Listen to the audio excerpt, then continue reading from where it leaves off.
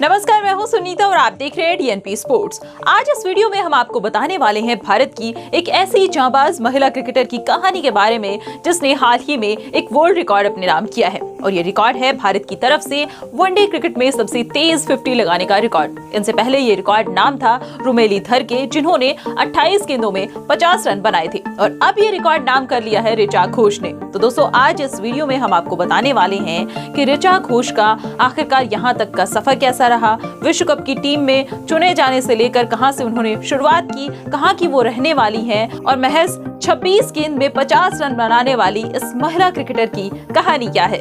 बंगाल के सिलीगुड़ी जैसे छोटे से शहर से निकलकर ऋचा घोष ने 18 साल की उम्र में ही वनडे वर्ल्ड कप के लिए टीम इंडिया में अपनी जगह पक्की की है। टीम इंडिया में बताओ विकेटकीपर शामिल ऋचा घोष ने वर्ल्ड कप से पहले न्यूजीलैंड के खिलाफ चौथे वनडे मैच में सबसे तेज हाफ सेंचुरी बनाने का रिकॉर्ड भी अपने नाम किया है। उन्होंने 26 गेंदों पर 50 पूरी की थी। ऋचा ने 14 साल पुराने रुमेली धर के बनाए रिकॉर्ड को तोड़ा है। धर ने 2008 में 28 गेंदों पर श्रीलंका के खिलाफ अपनी 50 पूरी की थी। ऋचा का वर्ल्ड कप तक का सफर भी काफी कठिनाइयों से भरा रहा। छोटे से शहर से यहाँ तक पहुँचने में उनके पिता मानवेंद्र घोष को काफी त्याग करना पड़ा। एक इंटरव्यू के दौरान मानवेंद्र घोष अपने त्याग की कहानी बताते हुए कहते हैं कि मैं भी क्लब लेवल पर क्रिकेट खेलता था। मैं अपने क्लब में अभ्यास के लिए जाता था तो 4 साल की बेटी ऋचा भी मेरे साथ जाती थी। वहाँ पर कई पेरेंट्स अपने बच्चों को क्रिकेट की ट्रेनिंग दिलाने के लिए लेकर आते थे। ऋचा भी धीरे धीरे उन बच्चों के साथ खेलने लगी। हालांकि मैं चाहता था कि वो टेबल टेनिस खेले, क्योंकि लड़कियों की क्रिकेट एकेडमी हमारे शहर में नहीं थी, इसलिए मैंने टेबल टेनिस एकेडमी में एडमिशन करवा दिया और ऋचा का वहाँ पर मन नहीं लगा।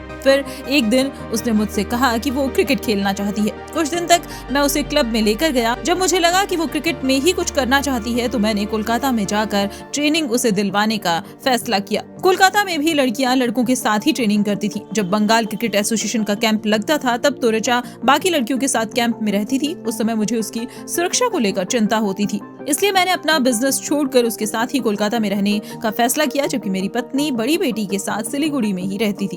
कुछ सालों तक मुझे अपना बिजनेस बंद करना पड़ा। अब जबकि ऋचा टीम इंडिया में सिलेक्ट हो चुकी है तो मैं फिर से अपने बिजनेस की तरफ रुख कर रहा हूँ। जब मैं कोलकाता में रहता था तो मैं बंगाल के घरेलू टूर्नामेंट में पार्ट टाइम अंपायरिंग भी किया करता था। ऋचा के बारे में बताते हुए वे आगे कहते हैं कि ऋचा शुरू से ही विकेट कीपिंग और बल्लेबाजी करती थी। वे हमारे लोकल आइकन टीम इंडिया के विकेट कीपर बल्लेबाज रिद्धिमान साहा से काफी प्रभावित हैं। उनसे प्रेरित होकर ही वे विकेट कीपर बल्लेबाज बनना चाहती थी। पर जब घरेलू टूर्नामेंट के लिए सीनियर्स टीम के कैंप में गई तो वहां पर कोच की सलाह पर वे गेंदबाजी करने लगी। उसका घरेलू टूर्नामेंट में सिलेक्शन ऑलराउंडर के तौर पर ही हुआ। वो कई मैच में बंगाल के लिए बॉलिंग भी कर चुकी है। 2020 में T20 वर्ल्ड कप में टीम इंडिया में उसका सिलेक्शन हुआ, तब वो घरेलू टूर्नामेंट में गेंदबाजी भी करती थी, लेकिन टीम इंडिया में शामिल होने के बाद फिर से विकेट कीपर की भूमिका में लौट आई। विमेंस क्रिकेट के बारे में बात करते हुए ऋचा के पिता कहते हैं कि पहले की तुलना में विमेंस क्रिकेट की लोकप्रियता हालांकि बढ़ी है, लेकिन अब भी विमेंस एकेडमी की कमी है। पेरेंट्स के सामने सबसे बड़ी चुनौती सुरक्षा को लेकर होती है। लड़कियों को ट्रेनिंग लड़कों के साथ ही करनी पड़ती है। वहीं छोटे शहरों में आज भी बुनियादी ढांचे की